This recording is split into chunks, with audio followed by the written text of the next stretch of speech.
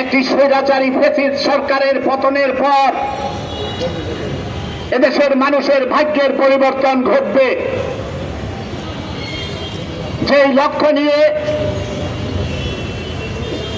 বুকের তাজা রক্ত দিয়ে স্বৈরাচার মুক্ত করা হয়েছে, সেই লক্ষ্য অর্জিত হবে।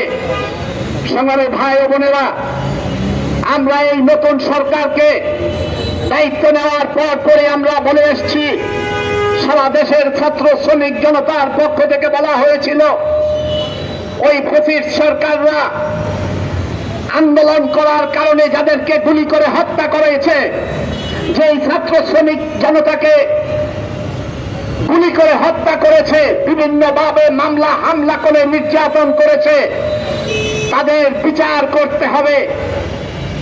একটি বিশেষ ট্রাইব্যুনালের মাধ্যমে তাদেরকে অতি দ্রুত বিচারের আওতায় আনতে হবে। আমরা লক্ষ্য করছি 1 মাস 3 দিন পার হওয়ার পরও কয়েকটি বিচার কাজ শুরু হয়েছে, খুব আস্তে আস্তে শুরু হচ্ছে।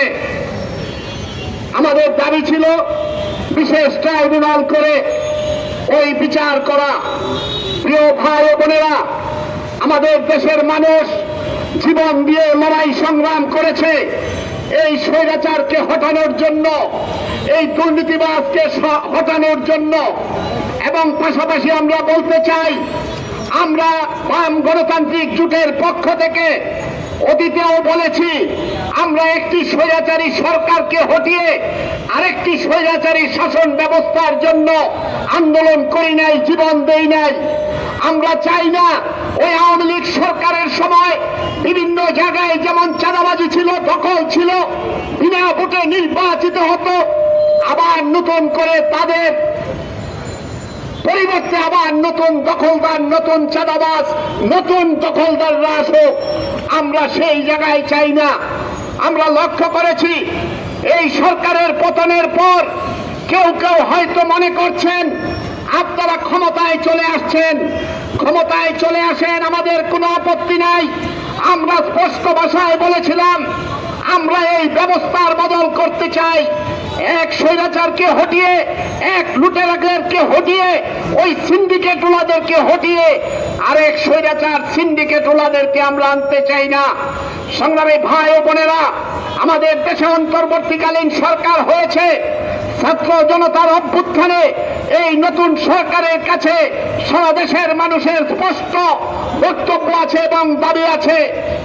আমরা বলেছিলাম, অতীতের সরকার সিন্ডিকেট করে দ্রব্যমূল্য আকাশ পর্যন্ত পৌঁছিয়েছে। বিভিন্ন সময় চাল, ডাল, তেল সহ নিত্য প্রয়োজনীয় দ্রব্যের দাম মানুষের ক্রয় ক্ষমতার বাইরে ছিল। তারা বিভিন্ন জায়গায় লুটপাট করে হাজার হাজার কোটি টাকা বিদেশে পাচার করেছে। আমরা বলেছিলাম, ওই সরকারের পাচারকৃত অর্থ ফেরত আনতে হবে। এখন পর্যন্ত ওই স্বৈরাচারী সরকার যেই টাকা লুটপাট করেছে, সেই টাকা ফেরত আনার কোন কার্যকর পদক্ষেপ আমরা গ্রহণ করি নাই। পাশাপাশি এই কথাও আমরা স্পষ্ট করে বলতে চাই, ওই লুটেরাদের মতো, ওই সিন্ডিকেটওয়ালাদের মতো আর কেউ যাতে আমাদের এই দেশে লুটপাট না করতে পারে, সেই ব্যবস্থাও করতে হবে। প্রিয় বন্ধুগণ, দেশের অর্থনৈতিক অবস্থা আমরা জানি, আপনারাও জানেন। ইতিমধ্যেই শুনেছি আমাদের সরকার বাহাদুররা টাকা ছাপিয়েছেন, যেখানে মুদ্রাস্ফীতি ঘটবে, যেখানে আমাদের দেশের অর্থনীতির অবস্থা আরো খারাপ হওয়ার সম্ভাবনা আছে। আমরা শুনেছি, পত্র পত্রিকায় দেখেছি, বৈষম্য বিরোধী ছাত্র আন্দোলনের নেতৃবৃন্দরা দেশের বিভিন্ন জায়গায় সফর করছেন। আপনারা আপনাদের রাজনৈতিক দায়িত্ব পালন করবেন, আমরা স্বাগত জানাই। এর মানে ওই নয়, রাষ্ট্রের টাকা, রাষ্ট্রের অর্থ ব্যয় করে অতীতে ওই শেখ হাসিনারা যেইভাবে বিভিন্ন জায়গায় হেলিকপ্টারে করে, বিমানে চড়ে, রাষ্ট্রীয় সকল যানবাহন ব্যবহার করে আওয়ামী লীগের কার্যক্রম করছে, আর কোন সরকার বা সরকারে এসে তাদের নিজেদের রাজনৈতিক দল গঠন করার জন্য, রাজনৈতিক কর্মসূচির জন্য আমাদের দেশের রাষ্ট্রীয় কোনো অর্থ যাতে ব্যয় না হয় সেই দিকেই খেয়াল রাখতে হবে। প্রিয় ভাই ও বোনেরা, আমরা অতীতেও বলেছি, আমরা বিগত সরকার এবং তার আগের সরকার সকল সরকারের আমলেই বলেছি আমরা সকল স্বৈর শাসনের অবসান চাই, আমরা ওই ভোটারবিহীন গণতন্ত্রহীনতার অবসান চাই। একটি ব্যবস্থার পরিবর্তে আরেকটি ব্যবস্থা আসুক সেটা আমরা চাই না।